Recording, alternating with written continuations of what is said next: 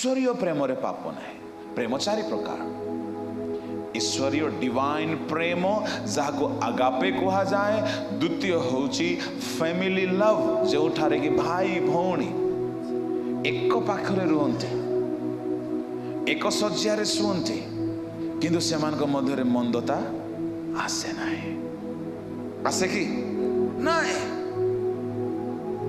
कहीं ईश्वर को सृष्टि रे प्रभु एमती गोटे ऑर्डिनेशन बनै दैछंती। भाई भौणी होली से माने पाप करि पारिबे नाही जदि केबे सेमती हेछि को जगह से माने पशु अटंती।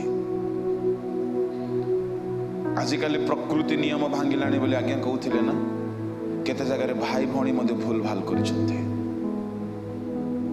किंतु family love is a Holi love.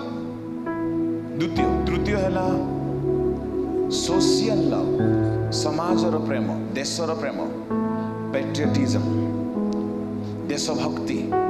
Gandhi कहा पाई बोली मले, नेताजी, जयराजगुरु देश को प्रेम करी मले, मधुसूदन गोपबंधु देश प्रेमी है माने।